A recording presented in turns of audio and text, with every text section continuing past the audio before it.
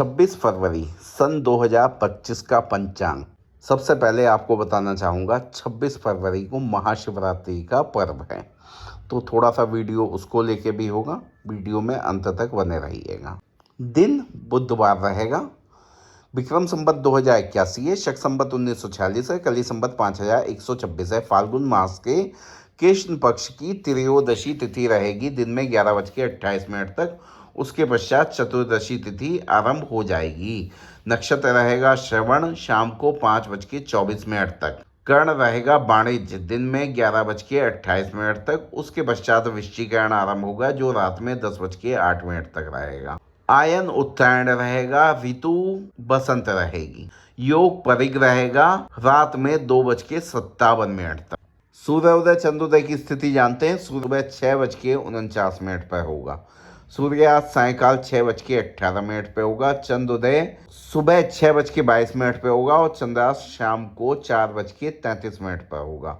चंद्रमा की राशि मकर रहेगी। मकर राशि में चंद्रमा रात के 4:38 तक रहेगा। उसके पश्चात चंद्रमा कुंभ राशि में प्रवेश कर जाएंगे। सूर्य राशि कुंभ है। सूर्य नक्षत्र शतविशा है। सौर माह फाल्गुन है। आज का दिन काल 11:28 का रहेगा। बुधवार है इसलिए आज अभिजीत मुहूर्त कोई है नहीं। अशुभ समय दिन में 12:11 से आरंभ होकर 12:57 तक रहेगा। कुलिक समय दिन में 12:11 से आरंभ होकर 12:57 तक रहेगा। कंटक समय शाम को 4:46 से आरंभ होकर 5:32 तक रहेगा। राहु काल दिन में 12:34 से आरंभ होकर 2 बजे तक रहेगा। काल वेला सुबह 7:35 से आरंभ होकर 8:21 तक रहेगी।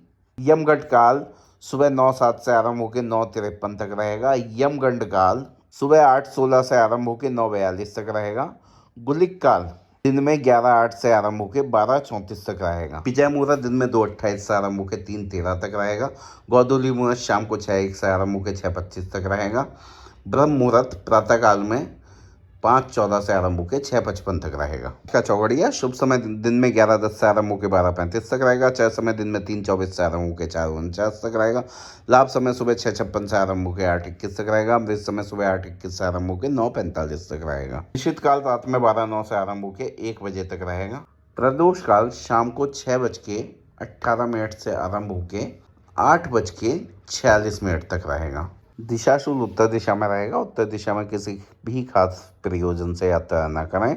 आज जन्मे जातक जातकों का मूलांक 8 रहेगा। आज जिन जिन जातक जातकों का जन्मदिन है, विवाह की वर्षगांठ है, उन सभी को हमारे संस्थान की ओर से बहुत बहुत शुभकामनाएं। आज का ताराबल रहने वाला है अश्विनी, कृतिका, रोहिणी, मृगशिरा, आद्रा, पुष्य, मघा, उत्तर फाल्गुनी, हस्त, चित्रा, स्वाति, अनुराधा, मूल, उत्तर आषाढ़ा, श्रवण, धनिष्ठा, शतविशा, उत्तरा भाद्रपद। आज का चंद्रबल मेष, कर्क, सिंह, वृश्चिक, मकर, मीन। तो आज का पंचांग तो इतना ही था। जैसा कि वीडियो की शुरुआत में ही बताया था कि महाशिवरात्रि का पर्व है आज, और ये बहुत बड़ा पर्व है। इसे संपूर्ण भारत में सनातन धर्म को मानने वाले सभी लोग बहुत ही विशेष ढंग से मनाते हैं। इस दिन लोग भगवान शिव की पूजा करके, शिवलिंग का अभिषेक करके, विभिन्न प्रकार से शिवलिंग का अभिषेक किया जाता है। शिवलिंग का अभिषेक जल से किया जाता है और जल से अभिषेक करना सबसे आसान है। मेरा मानना है कि जल से अभिषेक हर एक व्यक्ति को करना चाहिए। अपने डेली लाइफ में आप लोगों को 2 कार्य भगवान से संबंधित जरूर करने चाहिए। एक, सूर्य भगवान को रोजाना जल देना चाहिए। साथ ही साथ रोजाना शिवलिंग का अभिषेक करना चाहिए। देखिए, जल से अभिषेक करना सबसे आसान तरीका है। इसके अलावा दूध से भी अभिषेक किया जाता है, दही से भी अभिषेक किया जाता है, सरसों के तेल से अभिषेक किया जाता है, शहद से अभिषेक किया जाता है, गन्ने के रस से अभिषेक किया जाता है, बेल के रस से अभिषेक किया जाता है। बहुत वस्तुएं हैं जिनसे शिवलिंग पे अभिषेक किया जाता है और सबके अलग अलग फल हैं। लेकिन आप अगर सादा जल से भी अभिषेक करते हैं तो भी आपके लिए बहुत लाभकारी होता है। भगवान शिव सबको बहुत ही आसानी से वर देने वाले माने गए हैं। भगवान सबको वर दे देते हैं और कभी किसी से नाराज़ नहीं होते भगवान शिव। तो इनकी पूजा करना बहुत ही लाभकारी होता है। तो आप महाशिवरात्रि का पर्व अच्छे से मनाइएगा।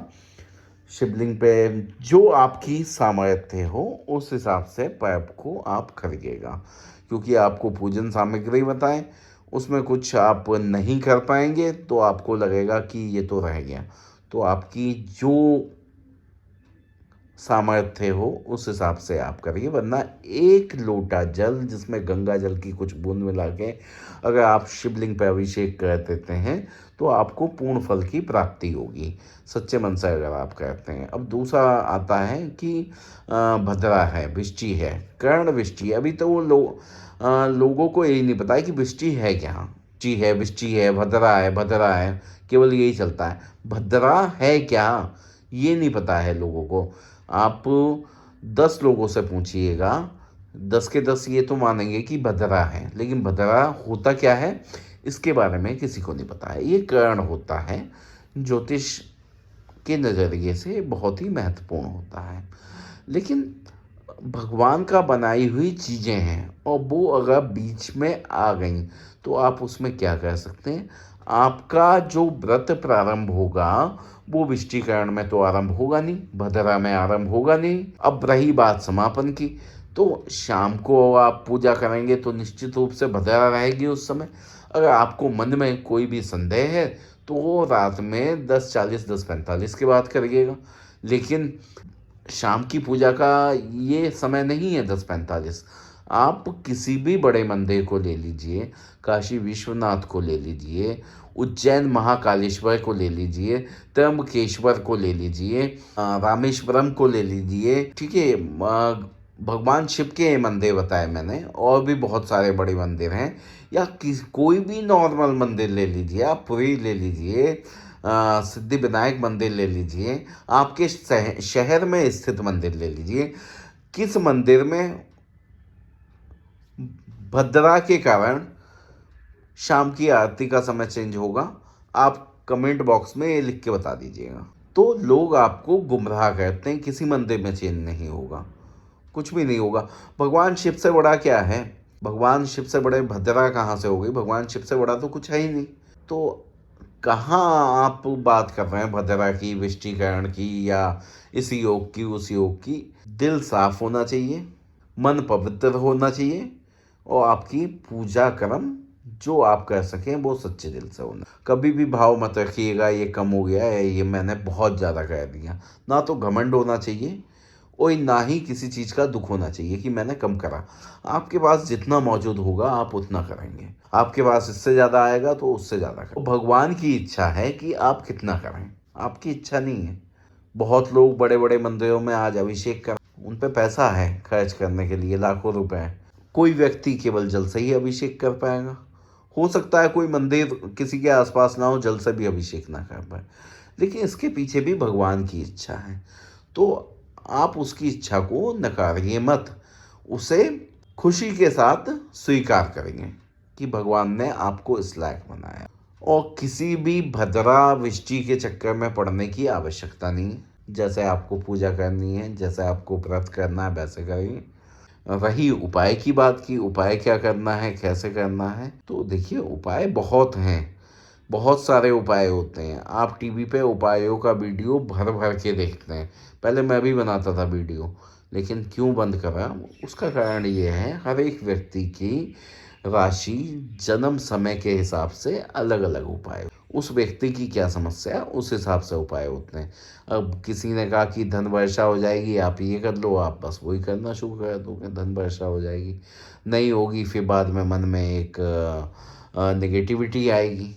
निगेटिविटी फिर आपको तो उस उपाय देने वाले के ऊपर नहीं आएगी, आपको तो भगवान के ऊपर आएगी कि भगवान यार करा था लेकिन भगवान ने नहीं करा ऐसा। तो कोई भी उपाय करने की ऐसी कोई आवश्यकता नहीं है। सच्चे दिल से आप धूप दीप जला देंगे, भगवान शिव के शिवलिंग पे एक लोटा जल से अभिषेक कर देंगे, भगवान शिव बस इसी से खुश हैं। और एक बात कहना चाहूँगा उन लोगों से जो भगवान शिव का नाम लेके शिवरात्रि वाले दिन भांग का सेवन करते हैं, धूम्रपान करते हैं, शराब का सेवन करते हैं, नशीली वस्तुओं का सेवन करते हैं।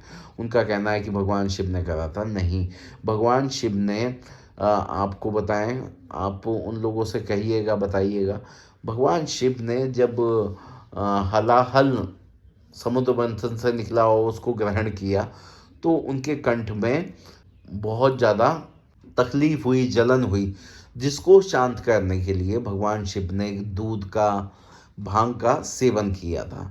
भगवान शिव, जैसा कि लोग आजकल फैलाते हैं कि भगवान शिव फोटो होती हैं कि चिलम पी रहे हैं और भांग का सेवन कर रहे हैं, नहीं, भगवान शिव कोई नशा नहीं करते थे। भगवान शिव को आप अपने फ़ायदे के लिए नशे से मत जोड़िए। भगवान शिव ने भांग का सेवन करा, दूध का सेवन करा, वो इसलिए करा क्योंकि जो हलाहल पीने से उनके गले में जलन हुई, सीने में जलन हुई, उसको शांत करने के लिए भगवान शिव ने इसका सेवन किया था। और एक रीज़न नहीं, पौराणिक रीज़न मैं कहूँगा, जो है ना, हम लोग शिवलिंग पे अभिषेक करते हैं जल से, दूध से, विभिन्न प्रकार की वस्तुओं से, वो उसी लिए करा जाता है कि हलाहल जो भगवान शिव ने ग्रहण करा था उससे भगवान को ठंडक मिलती रहे। भगवान ने तो कंठ में हमेशा के लिए ग्रहण कर लिया, तो ये बिल्कुल गलत बात है कि भगवान शिव नशा करते थे, इसलिए हम भी करेंगे। भगवान शिव ने किसी प्रकार का कोई नशा नहीं करा। अगला, जो लोग सांपों को लेके घूमते हैं शिवरात्रि वाले दिन जगह जगह मंदिरों पे, तो ये भी गलत है। किसी जीव को कैद करना, अपने पास रखना, वो गलत है, चाहे वो कोई सा भी जीव हो। मैं पक्ष में नहीं हूँ, आप कोई पक्षी पालें, आप किसी जीव को पकड़ के रखें, ये बिल्कुल गलत चीज़ है। तो आप इस वर्ब को अच्छे से करिएगा, ज़्यादा इधर उधर की बातें ना सुने, अपने दिल से, मन से जितना हो सकता है उतना करें। आप सभी लोगों को महाशिवरात्रि की बहुत बहुत शुभकामनाएं। आने वाला वर्ष, महाशिवरात्रि के बाद आने वाले 1 साल का समय आपके लिए खूब मंगलमय हो, भगवान शिव के आशीर्वाद से भरपूर हो। इसी कामना के साथ इस वीडियो का समापन करेंगे। वीडियो अच्छी लगी हो तो वीडियो को लाइक शेयर जरूर करिएगा, चैनल सब्सक्राइब करिएगा, कमेंट बॉक्स में हर हर महादेव लिखिएगा। आप सभी का वीडियो देखने के लिए धन्यवाद। आप सभी का दिन मंगलमय हो।